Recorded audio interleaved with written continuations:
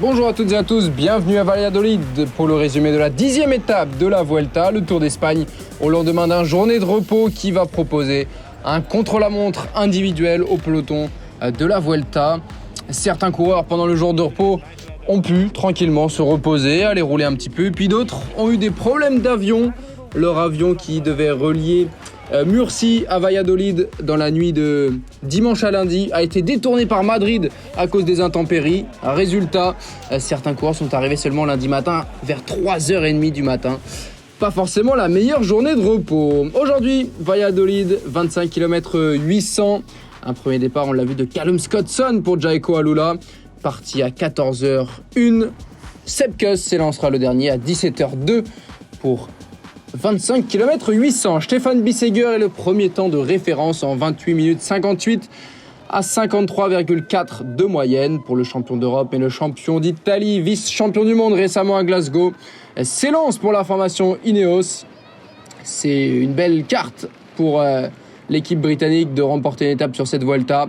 Et Filippo Ganna, parti au cœur du peloton, a forcément uniquement la victoire d'étape en jeu. Et regardez, il va mettre plus d'1 minute et 15 secondes à Stefan Bissegger, 56 de moyenne.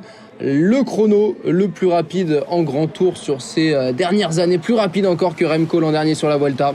C'était alors un chrono de 30 km. Joao Almeida qui signe le deuxième temps provisoire à 50 secondes, juste devant Alexander Vlasov. C'est un beau temps pour le Portugais, alors que tous les favoris sont en course désormais. Jonas Vingegaard a un poil décevant, le vainqueur du chrono du Tour de France, qui n'est que 7ème à 1 minute 18 sur un chrono majoritairement plat, qui n'était pas pour l'avantager comparé à Combloux. Primoz Roglic, le champion olympique, qui prend pas mal de risques et qui est rapide. Il est plus rapide que Remco Evenepoel au premier intermédiaire, moins que Ganna toutefois. Mais au deuxième intermédiaire, attention, les écarts sont encore plus importants. Et sur la ligne, Roglic est deuxième à 36 secondes. C'était 10 secondes au premier inter, 27 secondes au deuxième intermédiaire.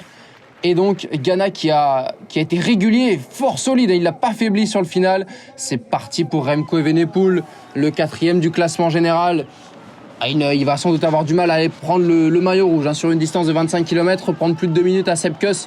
Ce serait quand même énorme. Evenepoel qui allume du vert, mais pas pour longtemps. Il sera derrière. Il a été derrière à tous les intermédiaires. Mais il finit plus fort que Ganna. Il a repris 2 secondes sur l'Italien dans la dernière partie.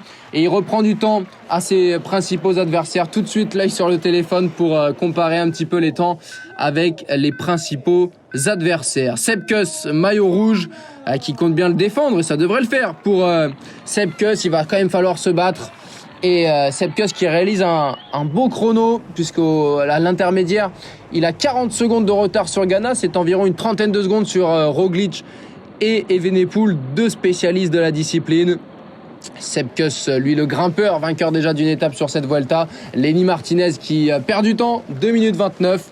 Mais c'est un bel effort pour le poids plume, alors que Marc Soler coupe la ligne avec 1 minute 12 de retard. C'est le même temps que Juan Ayuso, son coéquipier chez UAE. Et enfin Sepp Kuss qui va refermer ce chapitre chronométré en coupant la ligne à 1 minute et 29 secondes de Filippo Ganna. La victoire pour l'Italien, le maillot rouge pour l'Américain.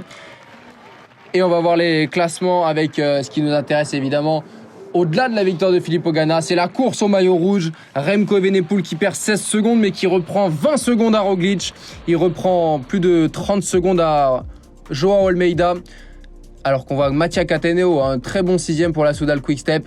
Juan Ayuso est 7e, ce qui est une bonne performance, tout comme Marc Soler. Jonas Vingegaard lui perd 1 minute 18 aujourd'hui, c'est plus d'1 minute sur Remco Evenepoel. Et Enric Mas est le grand perdant aujourd'hui. Il termine l'étape à 1 minute 46. C'est 1 minute 30 de perdu sur Remco Evenepoel, 1 minute 10 sur Primoz Roglic. Vraiment, Enric Mas qui glisse au classement, il est 9e à 2 minutes 50. C'est donc 1 minute 40 de retard sur Evenepoel. Evenepoel qui est désormais 3e du général avec 27 secondes d'avance sur Primoz Roglic. Lenny Martinez est 5e et il est désormais 2e du classement des jeunes derrière Remco Evenepoel. La 11e étape ce mercredi, une étape plate, oui, jusqu'au dernier kilomètre, puisqu'il faudra grimper à la Laguna Negra, à donc une ascension de première catégorie. C'est la Vuelta qui aime bien ces étapes toute plate pendant 180 km et à la fin, il faut grimper, sortir les braquets de montagne et on s'attend forcément à une belle arrivée pour cette 11e étape.